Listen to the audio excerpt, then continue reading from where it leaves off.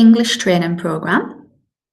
This is a recording of session 2B, which is a follow-up seminar. And thank you very much to those people who actually made it live. What I'm going to do now is I'm going to actually present the presentation and I'm going to talk through every slide, so those people who were unfortunately unable to commit to the live meeting can also have the same benefits. So I'm just going to bring up the presentation now.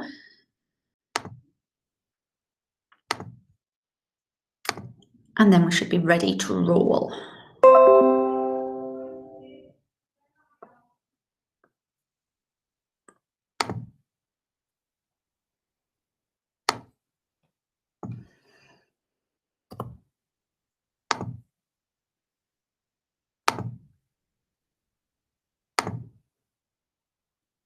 So as you can see, this is a follow-up seminar and it's titled Concepts and Continuity in the English Curriculum. I'm Ashley Potts, Director of Subject, and you can see my email address is there. If after working through the presentation, if you've got any questions, any suggestions, anything you would like to share, please feel free to drop me an email or give me a ring. So just a little bit of a brief welcome to myself. I've been director for NET, English director for NET, for the past 4 years, and in this role I've worked at the following academies. I've worked at Manor Community Academy, Blythe Academy, Red House Academy, North Shore Academy, briefly at Dyke House Academy, and now at Walbottle Academy. I've got 13 years teaching experience, and during that time I have worked as a SLE, I've worked as an AST, I've worked as a lead teacher of English, and I've worked as an associate assistant principal.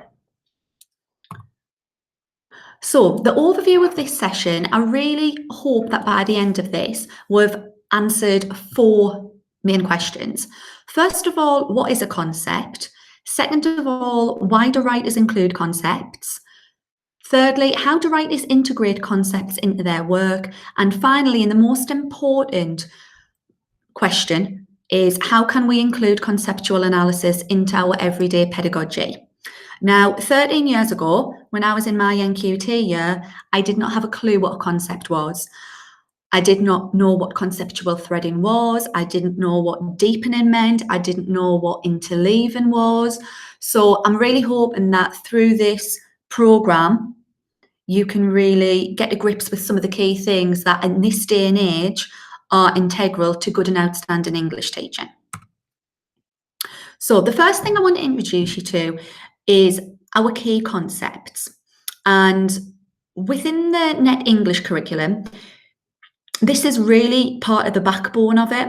And we have identified 7 core concepts. And what I mean by a core concept is a big idea. Often throughout a piece of literature, well, actually, let me rephrase that, not often at all of the time, the writer uses characters, a narrative, key moments, symbolism, language, structure to reinforce what they have to say. And to me, the simplest definition of a concept is it's a big idea, it's a criticism or a comment on humanity, because let's all face it, that's what literature is. It's about people, it's about what people think, it's about how people behave, and it's about how people treat others. You can't escape humanity from literature. The 2 parallel ideas intertwine beautifully. So we've drilled down these big ideas into 4 key areas, and within each area as well, there are more specifics.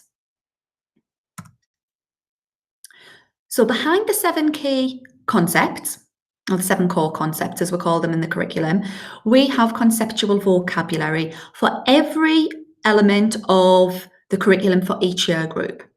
And the idea behind this is that this will enable us to expose our pupils in all of our different settings to these big ideas, and actually get them to gain confidence in finding a valid voice and actually being able to talk about these big ideas in literature, but then also in the real world.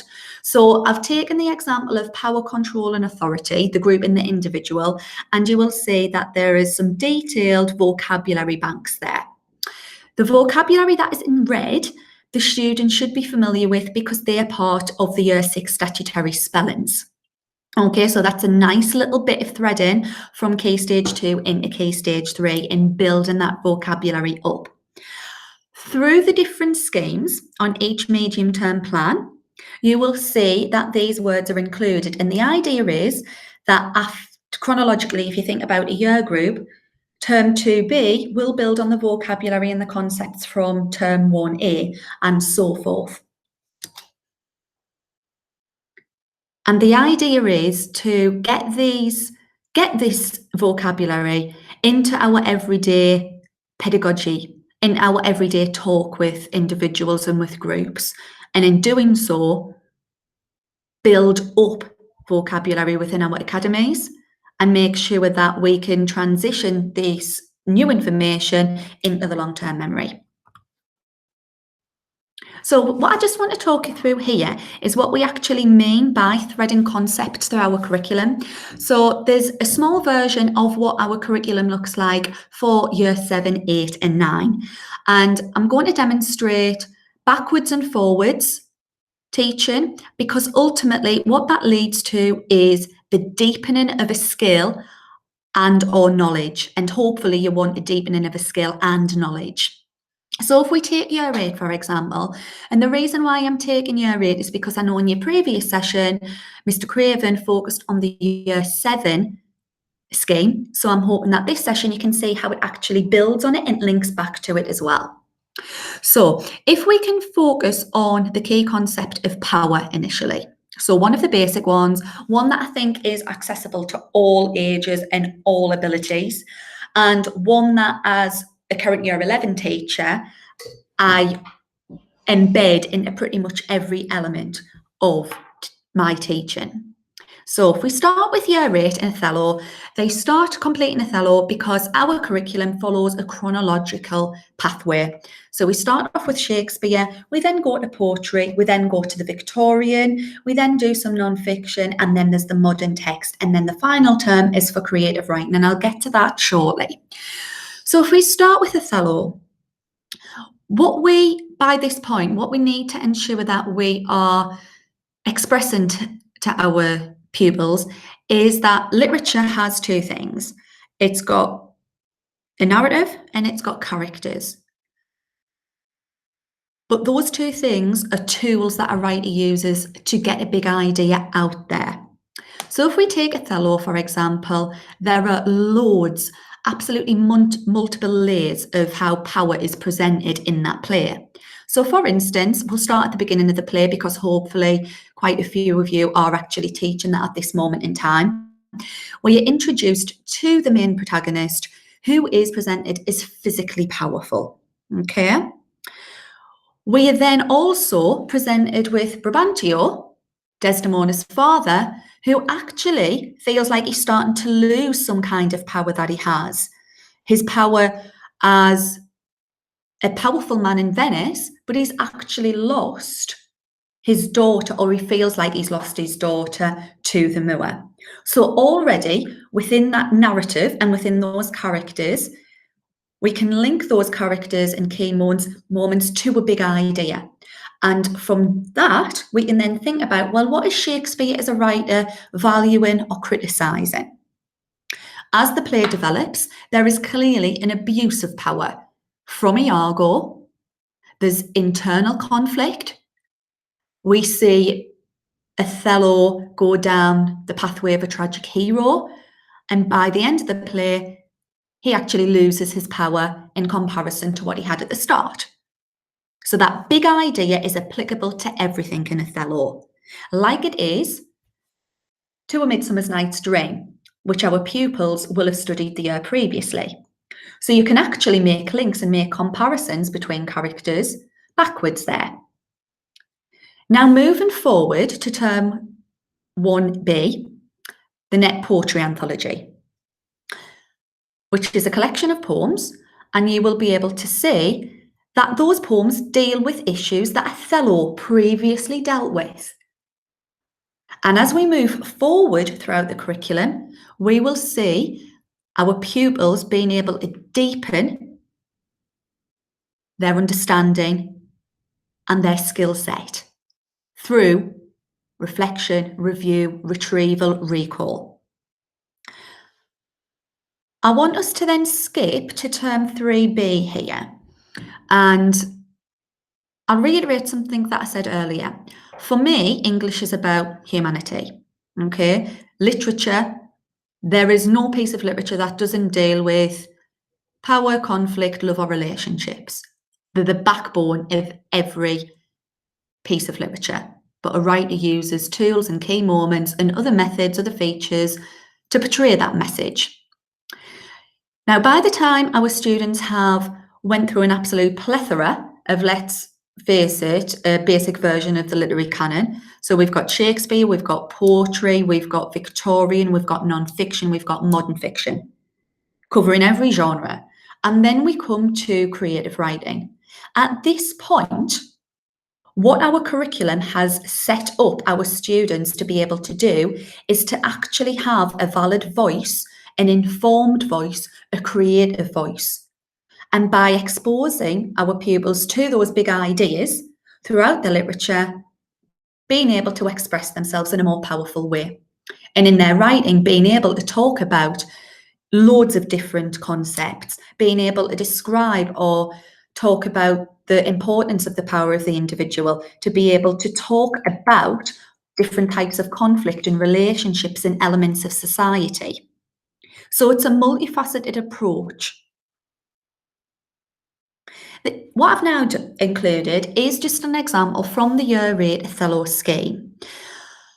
So as we can see, there's a bell task here, very simple, and it's starting with a key moment. So the Duke and Senators of Venice are discussing a threat of war from the Turks.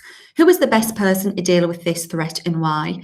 So it gives the students an opportunity to be able to explain key characters, but then add an additional layer of exploration if able. So we've got Iago, Othello, and Rodrigo. But down the bottom, there are some key concepts and conceptual vocabulary that would actually deepen a student's response. So for example, we could start by saying, oh, well, Othello would be the best person to deal with this threat of war because he is well respected. But then on another element, being able to say, because he's actually got a powerful position in the Venetian society, he's well respected because he's got this physical strength, but also for his other qualities. He is loyal and he's proven himself. And straight away, reference to these core concepts will improve a pupil's response.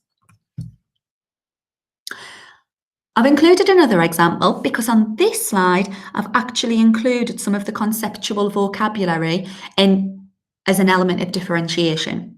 So it's a jigsaw activity. Obviously, in the current climate, we would have to adapt that structure to one that's more appropriate. But again, we've got character analysis. So in this case, we've got Othello, Iago, Brabantio, and Rodrigo. The simplest question is, well, what does your character do? What is their most important quotation? To deepen the pupil's answer to that, well, what do they symbolise? And here, prompt your pupils to actually refer to the key concepts and key vocabulary. So there are 3 key concepts underneath: power, conflict, and inner conflict. And again, these are differentiated in terms of difficulty, but then also some examples from the conceptual vocab to deepen a pupil's response more, but to then build up their vocabulary too. So it's a multi-pronged approach. And then the third task, the most difficult one, well, is how are they similar or different to other characters? And that's opening up a comparison route where pupils can draw parallels and contrasts, not just of what characters do and how they act, but also contrasts between what characters symbolise. So Othello and Iago contrast because at the beginning of the play, Othello is presented as a more powerful character, whereas Iago relies on creating inner conflict, especially with Rodrigo and later on with Cassio and Othello. Okay?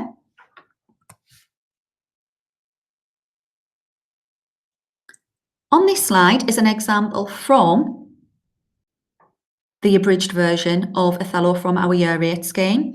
And I just want to demonstrate how you can deepen pupils' language analysis, again, by adding an additional layer to the conceptual links.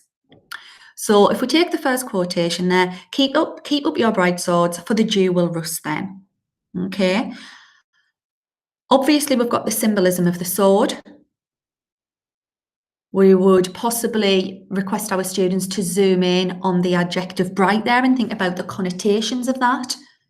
We would talk about the imperative verb. And then obviously the metaphorical meaning of this idea of their swords being rusted. So once we've done that basic word level analysis, to deepen students' skill set and understanding of a piece of literature, they can then make conceptual links. But what's really important here are that the main concepts are constantly displayed and talked about, and they need to become part of your everyday teaching and learning dialogue. You can't expect a pupil to be able to do this without the required teacher modelling, the questioning, the constant reinforcement that's required for this skill to be successful. And I'll go back to 13 years ago. I know for definite, when I was in NQT teaching my first Year 10 class, I definitely wasn't talking about these things. And I actually remember that we did actually teach Othello as the Shakespeare component when we could actually record it as a spoken piece of coursework. So that's how long ago that is. But I definitely didn't push my questioning or my pupils' level of analysis to include these big ideas. So very quickly, I just want to talk about how these skills, how this skill set of core concepts transfers beautifully into English language. So at GCSE, there's a lot of talk about kind of different routes for English and language. At Year 10, there's obviously a different approach in terms of if you were teaching content, you might teach, if you've got 4 lessons, you might teach 3 lessons of content and 1 lesson of language.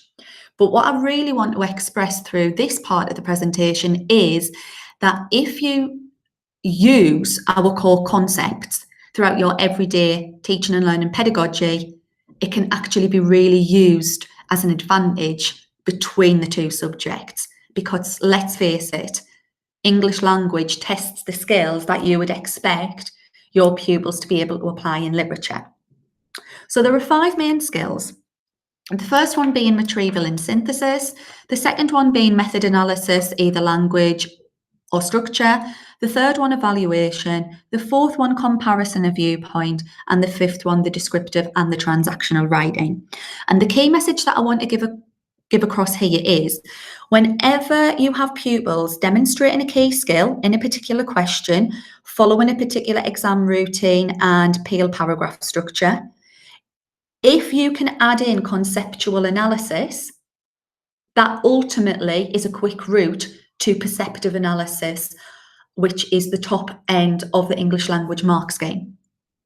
And if we can train our pupils early enough to do that with the texts that they're familiar with, they've got more chance of being able to transfer that into an English language unseen literary text or non-fiction text. And there's an element of where those key concepts can complement every single one of those skills. So for example, during the COVID lockdown, I was responsible for the Year 10 online learning. So because my lessons were going to be delivered to pupils in 11 completely different, well, not completely different, but regionally completely different contexts, we needed to make sure that the basic methods, the basic messages were all stripped back and following the information and advice from the Net English recipe book. So as you can see here, this is an example question 4, and it's not an example AQA paper, it's not an example Psalms, it's an extract from Sebastian Faulks's brilliant birdsong. So the statement reads, "The writer brings the horrors of war to life for the reader. It is clear there is no hope for Stephen." So in the yellow box is the advice that we give. Obviously, the first thing, rule off the correct line numbers, identify the different parts of the statement. So, for example, the writer brings the horrors of war to life and there's no hope for Stephen. Work the question, make sure that we know where that word how is. We've got a zoom ×2 there for our language analysis. Notice the phrase own impressions in the first bullet point and note down their own opinion. But lastly, also recall some of the main concepts from literature. And it might be as basic as it is here, is power and conflict. It might be more complicated and more specific depending on the group that you've actually got in front of you. And it might be inner conflict. It might be the power of time. It might be the power of memory. All of those different facets that come underneath the umbrella terms power and conflict. And then if we look at actually tracking the text, it's exactly the same skill as I've previously modelled with the Othello. We would expect our pupils to be able to track each line, find appropriate quotations where clear analysis can be demonstrated, and then make a conceptual link. And what that skill would enable our pupils to do would be to clearly evaluate and actually go beyond the statement and to give a clear or perceptive evaluation of this unseen extract. So, for example, the second quotation that I've highlighted and read, it was as though he had become detached. So straight away, we can link that back to the idea of the extract from the fact that he appears that there's no hope for Stephen. He appears, like zooming in on that verb detached, he is in a completely separate world. It's not something that he'd pre-planned. It's something that's taken him completely by surprise. But then if we link it to a concept, it will automatically deepen that skill. It is very obvious that he is feeling utterly powerless when, as a soldier fighting for his country in World War I, he should be feeling masculine and physically strong. We can then deepen that by then linking it again to another concept, conflict. At this moment in time, Stephen is a victim of a physical conflict, but we can also see that he's suffering internally. So going back to those core concepts again and just getting them in every element of our teaching and learning pedagogy is really going to deepen our pupils' skill sets and understanding of literature, but also understanding of big ideas in life. So, drawing it all together. A concept is a big idea that has different layers to it, and which a writer threads throughout a text. Writers include multiple concepts to their craft to formulate their message or social commentary, and it can be about an individual, one individual person who represents a certain type of person. So, for example, think about the concepts that Charles Dickens criticises through the character of Scrooge. Think about the big ideas that Dickens actually values through the character of Tiny Tim, and then you can draw a parallel, a contrast between those tools that a writer uses to get their message and social commentary across. Writers use characters, symbols, key actions, language and structure to integrate their big ideas into a text.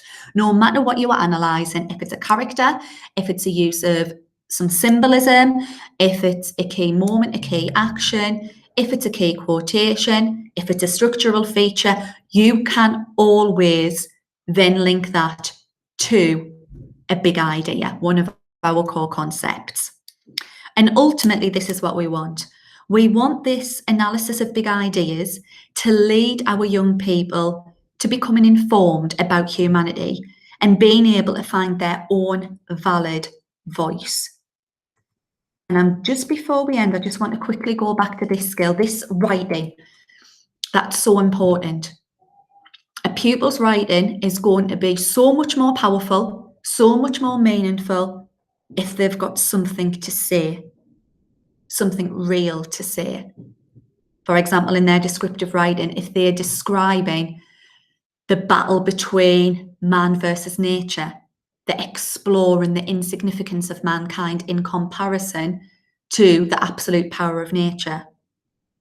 In transactional writing, a piece of writing is going to be way, way, way, way more powerful if our pupils can commentate on social injustices and talk about different ways that the rich abuse their power, or the way where there's still gender inequality in the world that we're living in. And I'm hoping that through that short presentation, I've been able to answer some of the questions that I highlighted at the start, if not them all. And I'm just making you feel more confident to go away into your teaching and learning English bubble and being able to have the confidence to go beyond the obvious and actually bring in these core concepts to your everyday pedagogy. Just a little reminder, there is loads of valuable exemplar material in the Net English recipe books and on the Net English YouTube channel. If anybody is interested in actually watching any of the Year 10 online language lessons that have a commentary by me, that have the audio support, and there's examples of teacher modelling in there on English language and bridging the gap between language but bringing in those core concepts, they're available on the Net English YouTube channel, but also on your Academy's online learning platform. And just before I go, can I please all remind you that once you have watched this presentation, if you can complete the participation log that is on the Net English Hub to say that this is a session that you've completed. And I really hope that you've taken something valuable away from that. So I'm just going to stop sharing now.